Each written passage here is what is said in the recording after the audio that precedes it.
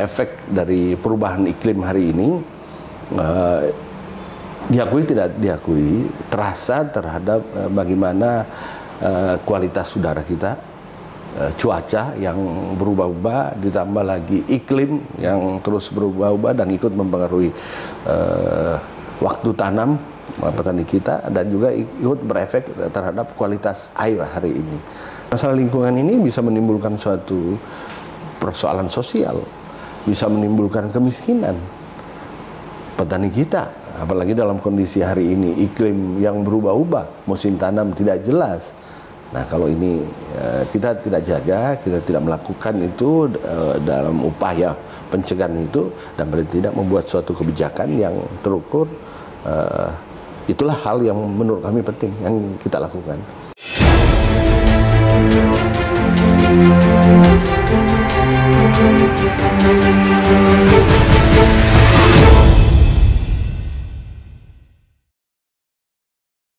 Selamat datang di Utas Kemitraan, podcast yang membahas soal isu tata kelola pemerintahan dari perspektif ahli, expert, pelaku, maupun pengamat.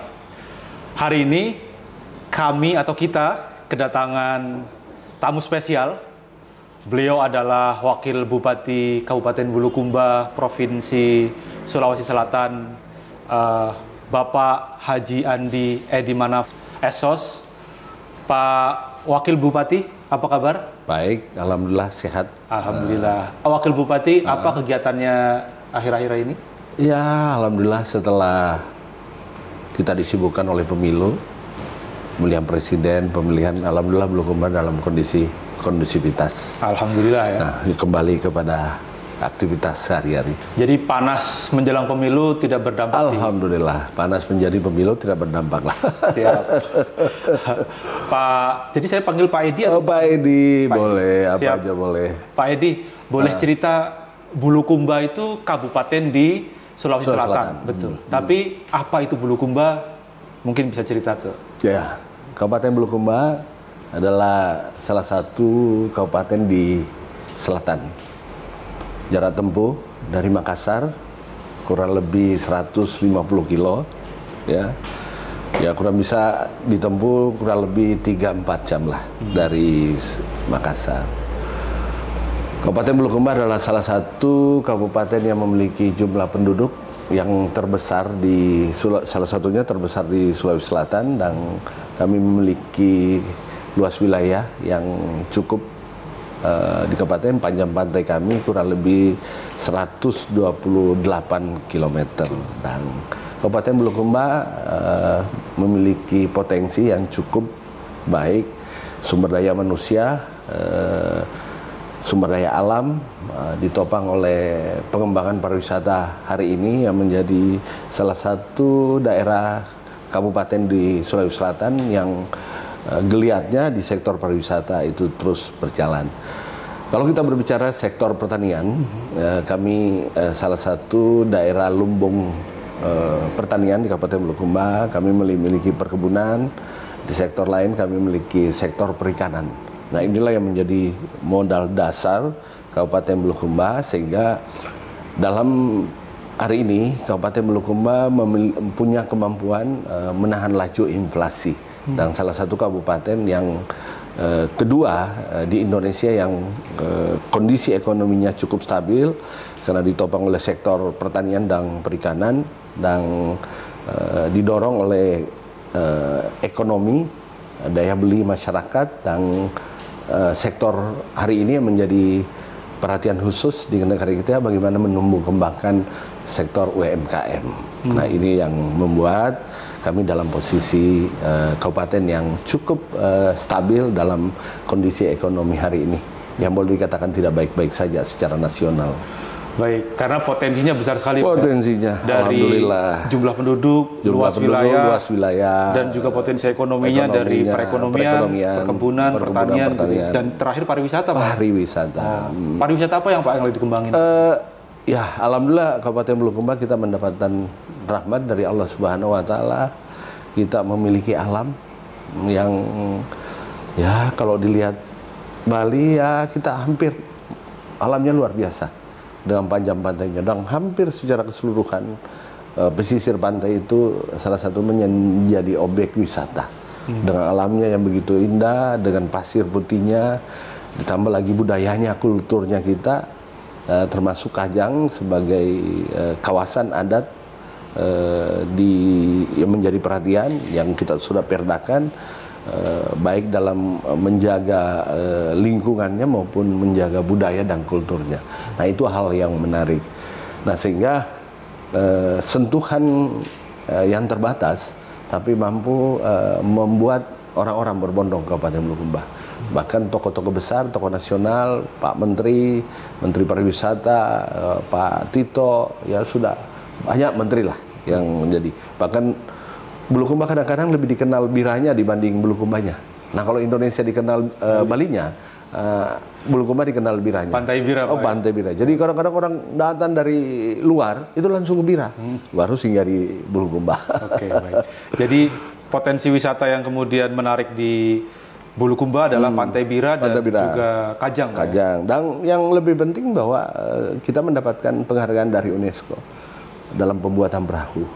Kabupaten makanya digelar Buta Pandrita Lopi. Simbolistik perahu itu yang menjadi ikonik di Kabupaten Bulukumba, yang mampu juga menggerakkan roda ekonomi pengrajin kita dengan tradisionalnya, sehingga budaya pembuatan perahu itu menjadi sesuatu yang harus dijaga, karena kita pembuatan perahu di Bulukumba menjadi warisan tak benda yang mendapatkan perhatian dari UNESCO. UNESCO, Pak. UNESCO. Oh. Ya. Jadi kalau saya pernah ke Raja Ampat begitu, Pak, terus kemudian ke Bunaken, di situ ada perahu pinisi. Perahu pinisi. Berarti ini asalnya dari Bulukumba? Asalnya dari Bulukumba. Jadi memang ya karena kita kekurangan bahan baku, sehingga memang harus diakui banyak pengrajin kita membuat perahu di provinsi lain yang mumpuni bahan bakunya. Sehingga tapi tradisi budaya perahu masih tetap dipertahankan, bahwa inilah sebetulnya budaya pembuatan perahu pinisi yang otentik. Ya, nah, jadi kalau dibangun di Kendari, dibangun di Raja Ampat, dibangun itu boleh-boleh saja. Tapi pengrajinnya dari Bulukumba.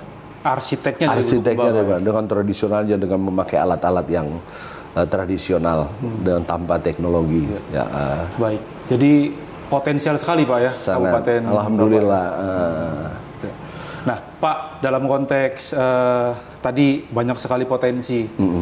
Sejauh ini apa tantangan utama, Pak, dalam pengembangan Kabupaten Bulukumba? Ya, sebetulnya setiap kabupaten itu tidak bisa maju tanpa supporting dari baik pemerintah pusat maupun pemerintah provinsi. Nah, alhamdulillah dalam rentang waktu kepemimpinan kami bersama Pak Bupati, alhamdulillah kami banyak mendapatkan perhatian daripada pemerintah pusat untuk mendorong percepatan ekonomi yang ada di Kabupaten Bulukumba, termasuk pemerintah provinsi dari dukungan bantuan keuangan, khususnya mengembangkan sektor pariwisata dan pembangunan infrastruktur. Kami mendapatkan perhatian khusus karena memang harus diakui bahwa daerah kita ini tanpa dukungan daripada pemerintah pusat dengan pemerintah provinsi itu tidak bisa maju. Jadi itu bukan merupakan tantangan. Ini merupakan tantangan untuk meyakinkan pemerintah pusat bahwa begitu besar potensi Kabupaten Bulukumba, sehingga kami menjulurkan tangan meminta bagaimana perhatian pemerintah pusat dan pemerintah provinsi itu memberi perhatian khusus di Kabupaten Bulukumba. Dan itu telah kita buktikan dengan kemampuan kita ini sebagai daerah yang mempunyai kemampuan ekonomi dengan menahan laju inflasi di Indonesia. Dan itu mendapatkan Pak Bupati mendapatkan penghargaan dari Bapak Presiden Pak Joko Widodo. Ya. Berarti waktu COVID itu ketika banyak pemerintah daerah defisit begitu, inflasi? Ini menarik. Waktu COVID, rasa terhadap efek daripada COVID itu nggak terasa. Tidak terasa? Tidak terasa. Khususnya sektor sektor pariwisata. Justru banyak yang berbondong-bondong dari Jawa, dari Bali itu sendiri yang datang ke Bulukumba. Jadi berkahnya COVID itu dapat kita. Orang Bali ke ini, apalagi mindset kita ya kalau berwisata di pantai itu katanya nggak kena COVID. Tapi ternyata keberkahan daripada COVID itu sehingga bira gila. Begitu kunjungan wisatawan, khususnya wisatawan lokal di Indonesia itu muaranya ke bira. Karena wisatawan mancanegara pada nggak mau datang ke Indonesia. Nah, kita dapat berkahnya dengan adanya wisatawan lokal yang ada di Indonesia, sehingga bira menjadi sasaran untuk kunjungan wisata yang ada di Indonesia, khususnya di Sulawesi Selatan. Baik, menarik. Ya. Nah, tadi kan bicara soal potensi, Pak, alam, sumber daya alam, sumber daya manusia, dan juga pariwisatanya begitu. Kalau tadi kita diskusi di sesi terpisah, Pak, itu kan ada hasil penelitian SIDIK, Pak. SIDIK itu memetakan banyak wilayah-wilayah yang punya potensi punya potensi kerusakan alam maupun dampak perubahan iklim, Pak.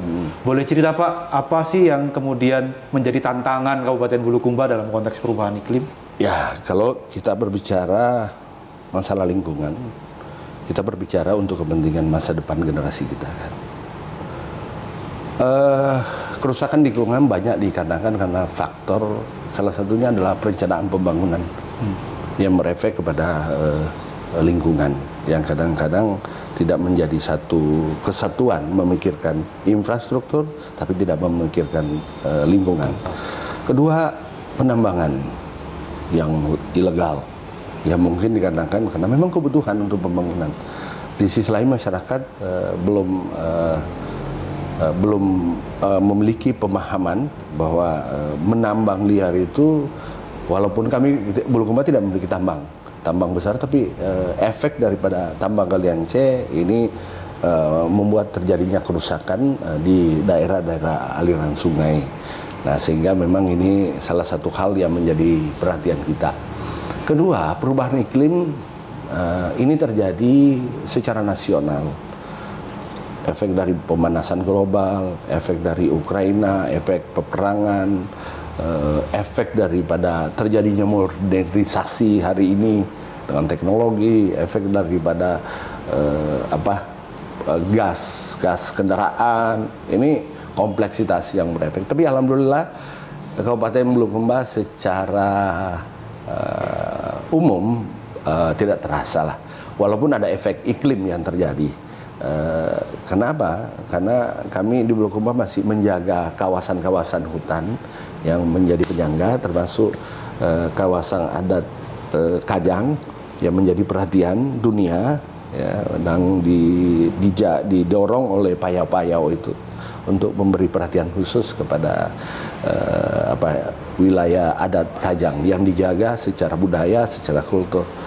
Nah, sehingga memang harapan kita memang kita harus mempersiapkan itu, karena efek dari perubahan iklim hari ini diakui tidak diakui terasa terhadap bagaimana kualitas udara kita, cuaca yang berubah-ubah, ditambah lagi iklim yang terus berubah-ubah dan ikut mempengaruhi waktu tanam petani kita, dan juga ikut berefek terhadap kualitas air hari ini. Nah, dampak-dampak inilah memang secara kejadian yang hari ini secara global itu harus menjadikan perhatian secara nasional dalam membuat suatu regulasi yang nantinya akan ditindaklanjuti oleh setiap daerah kabupaten yang ada di Indonesia, khususnya di Kabupaten Bulukumba. Baik, tadi Pak Wagub berbicara soal air, begitu. Air, ya. Dan Bulukumba ini kan kurang lebih ada 14 daerah aliran sungai, Pak, yang kemudian itu jadi potensi, tapi juga jadi potensi sumber masalah. Betul. Kalau tidak terkelola dengan baik. Ya. Nah, apa sih yang akan dilakukan atau apa yang sudah dilakukan oleh pemerintah Bulukumba untuk menjaga daerah aliran sungai? Salah satu yang problematik kan untuk mendorong stakeholder semua OPD untuk terlibat dalam membuat suatu perencanaan dan mengaplikasikan dalam suatu program, itu kunci salah satunya adalah regulasi. Ya, regulasi, apakah itu perda atau peraturan bupati atau yang menopang, sehingga kita melahirkan suatu kebijakan yang nantinya untuk mendorong program-program yang ada di setiap OPD untuk melakukan itu, untuk menjaga situasi yang ada hari ini. Regulasi-regulasi yang terkait termasuk pemanfaatan air bawah tanah itu sudah ada perdanya, itu sudah kita pikirkan, dan inilah yang menjadi hal yang mendasar, yang menjadi dasar untuk kita melakukan aksi dalam pencapaian untuk mengurangi persoalan-persoalan yang ada hari ini yang kita dapatkan. Ya, baik. Termasuk saya dengar juga Kabupaten Bulukumba membuat rencana pengelolaan DAS, Pak. DAS, daerah aliran sungai. Betul, DAS gitu. Ya, daerah aliran sungai. Dan itu karena kebetulan aliran sungai ini kan kebanyakan kewenangan provinsi. Sehingga memang dari sisi perencanaan, bukan hanya Bulukumba. Kalau perlu kita berpikir bahwa di daerah aliran sungai ini dampaknya kemana? Bisa saja dampaknya ke tetangga kita, ke Sinjai, dampaknya ke Bantaeng. Sehingga memang ini harus berkolaborasi, baik pemerintah provinsi maupun pemerintah kabupaten untuk berkolaborasi, dan yang lebih penting kepada kepada desa-desa yang berdampak. Nah, ini kolaborasinya harus berjalan. Nah, desa-desa juga harus membuat suatu program bagaimana menjaga daerah-daerah aliran sungai atau wilayah-wilayah yang bisa berdampak terhadap lingkungan di wilayahnya masing-masing, karena ini menyangkut masalah hidup dan kesejahteraan masyarakat yang berefek kepada itu sektor pertanian yang ada di Kabupaten Bulukumba. Ya, jadi selain daerah aliran sungai juga penting untuk menghidupkan masyarakat. Menghidupkan masyarakat. Harus diakui bahwa aliran sungai ini secara ini akan berdampak di sektor lain, sektor pertanian, sektor perikanan. Nah, ini harus dijaga. Nah, bahkan berefek kepada tambak, ya, tambak yang ada di masyarakat, kualitas airnya, sehingga aliran sungai ini harus menjadi perhatian, mulai dari hulu sampai di hilir. Pendekatannya banyak yang bisa kita lakukan. Bagaimana mengedukasi masyarakat, termasuk bagaimana menjaga daerah aliran sungai dengan menanam pohon, dengan pohon yang memiliki serapan, dan termasuk ya mengedukasi masyarakat untuk tidak senang membuat limbah di daerah dan aliran sungai. Tapi yang paling penting itu menyangkut masalah penambangan liar, penambangan yang berefek, karena itu menjadi bagian daripada kehidupan masyarakat kita, dan kita harus mencarikan solusi, karena kalau ini dibiarkan kerusakan itu akan bertambah parah. Ya.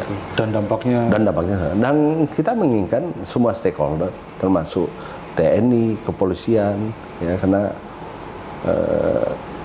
yang ilegal inilah yang membutuhkan perhatian buat kita, karena antara kebutuhan perut dan kerusakan lingkungan itu yang kadang-kadang terjadi dalam masyarakat kita.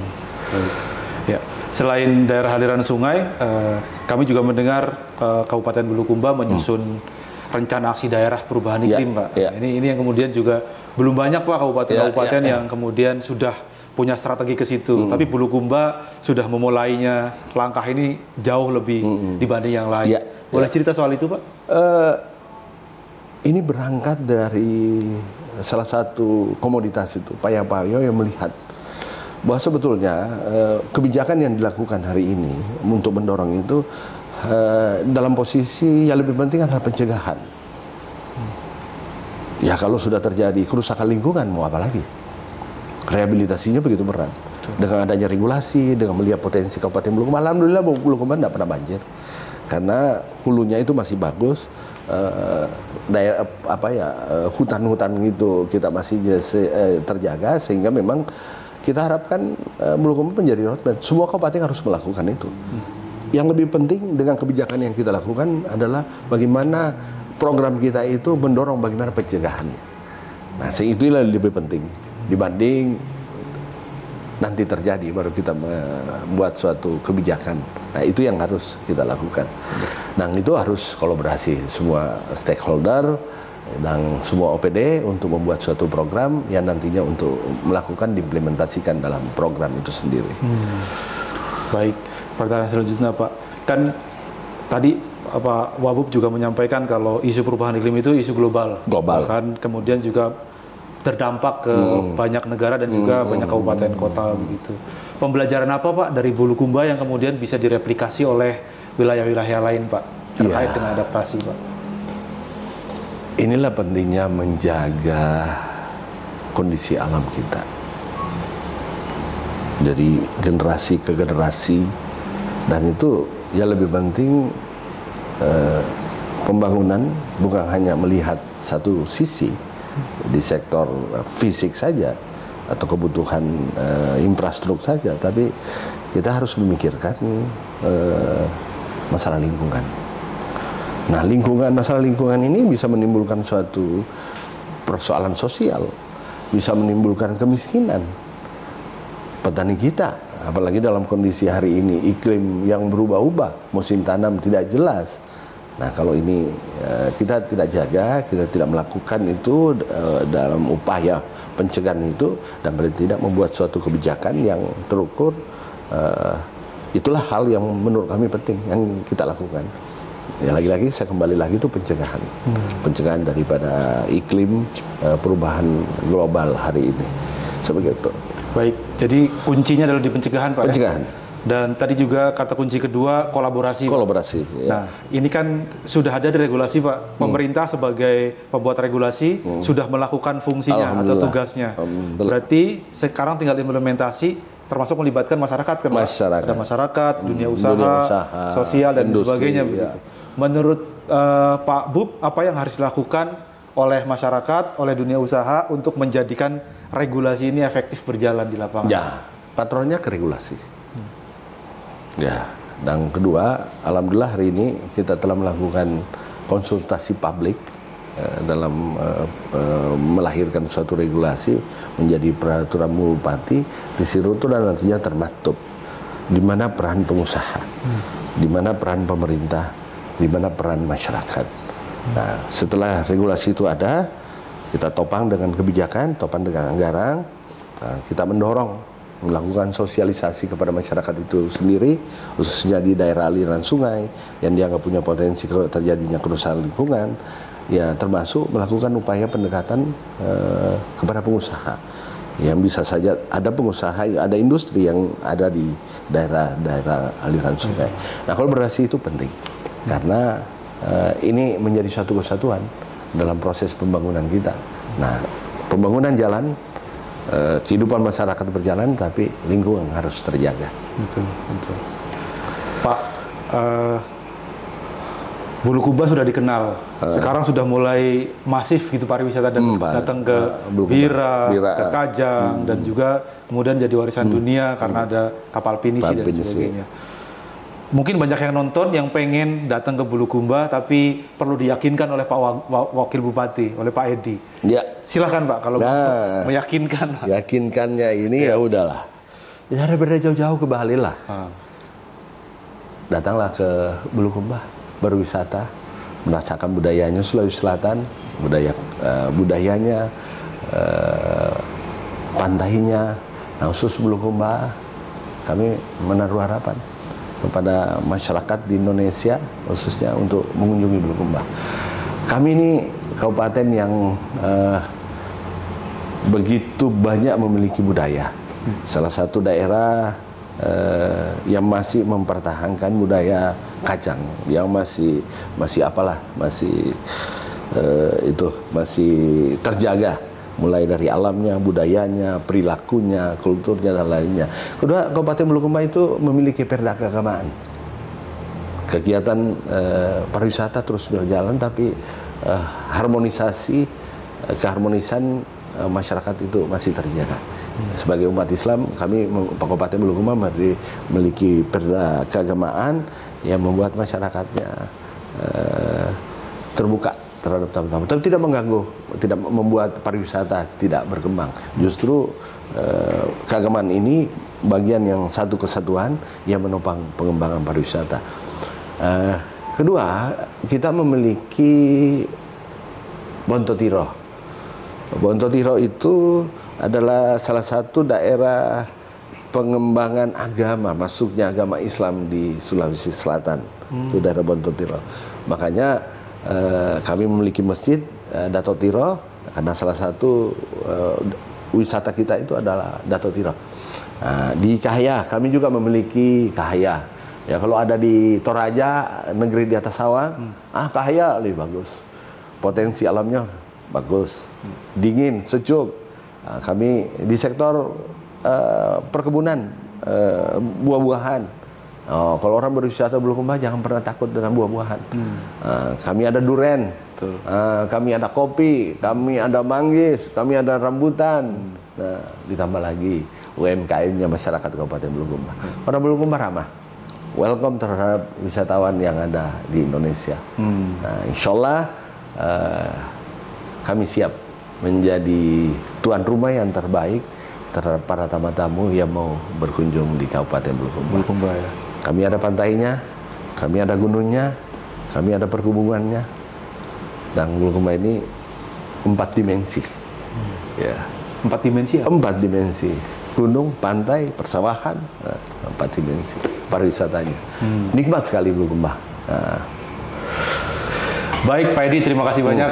Dan yang lebih penting bahwa nggak perlu ragu kedatangannya ke Bulukumba, karena jarak tempuh Makassar itu hanya ya berkisar 3,5 jam. 3,5 jam nyampe di Bulukumba, transportasi juga baik, jalan juga baik, dan salah satu yang kita pikirkan pengembangan pariwisata itu adalah membangun pelabuhan. Pelabuhan ini sudah ada, sudah mencoba membangun daerah destinasi ke Lombok kemana, itu dan banyak perahu-perahu kita yang mencoba itu. Kedua, kita juga dalam posisi mendorong bagaimana adanya bandara wisata di Bulukumba. Bandara wisata. Ini dalam suatu proses karena kita mendapatkan dukungan daripada pemerintah provinsi. AFS-nya sudah ada, lahannya sudah ada, dan ini salah satu upaya yang kita lakukan untuk bagaimana orang dari jauh tidak perlu singgah transit di Makassar, ya bisa langsung pesawat ada di Bulukumba. Ya, dan infrastrukturnya sudah berjalan. Infrastrukturnya sudah berjalan. Kalau ke Bira, waduh, bagus banget tuh jalannya. Berwisatanya juga dari Makassar boleh-boleh juga. Mau singgah di Jeneponto, Bantaeng, apa berwisata sambil nyampe di Bulukumba. Dan kalau pecinta kopi ada kopi Pencinta Kahaya. Kopi Kahaya. Ya, kalah tuh kopi Toraja. Kalah brand aja. Kalah brand, betul. Tapi kopinya sama-sama. Robusta, Arabica. Dan ketinggian gunungnya. Dan ketinggian gunungnya. Nah, udah pernah ke sana? Kebetulan sudah Pak. Dan alhamdulillah Bulukumba selalu mendapatkan kunjungan, baik dari kementerian, daripada komoditas, organisasi. Terakhir tadi dari menjadi Kabupaten Bulukumba mendapatkan tempat terhormat untuk dilaksanakan Rapimnas, Rapat Pimpinan Nasional Hidayatullah seluruh Indonesia yang dilakukan oleh Badan SAR-nya. Nah, itu menyangkut masalah lingkungan juga, masalah lingkungan, karena dia memberi perhatian Bulukumba karena khawatir kalau terjadi hal-hal bencana ini. Erat kaitannya dengan betul Pak. Jadi keagamaan ini juga sudah mengarah ke isu lingkungan. Mereka memberi perhatian karena mengurus umat kan tidak harus mengurus syiar saja, tapi mengurus umat itu bencananya, ekonominya, ekosistemnya dan lain-lain. Baik, Pak Edi, menarik sekali. Terima kasih. Pak Edi, terima kasih. Dan teman-teman, Bulukumba ini punya modal berupa alam. Bulukumba maju ekonominya, maju pariwisatanya, dan maju inovasinya karena bentang alam dan sumber daya manusianya. Dan Bulukumba punya cara untuk mencegah laju dampak perubahan iklim berdampak di Bulukumba. Teman-teman kalau main ke Bira dan ke Kajang, belajar juga soal bagaimana masyarakat adat Kajang melestarikan alamnya dan menjaga hutan agar tidak rusak dan kemudian gundul. Dari Bulukumba kita bisa banyak belajar soal pencegahan dan kolaborasi, Pak, ya? Jadi bagaimana sumber daya manusia yang kemudian beragam itu dijadikan sebagai modal untuk berkolaborasi mencegah dampak perubahan iklim di Kabupaten Bulukumba. Pak Edi, terima kasih sekali lagi. Banyak, ya. Sampai ketemu lagi. Dan balik lagi ke Bulukumba. Siap, insya Allah balik lagi. Sampai ketemu di UTAS Kemitraan selanjutnya. Terima kasih. Terima kasih. Terima kasih Pak Edi. Terima kasih.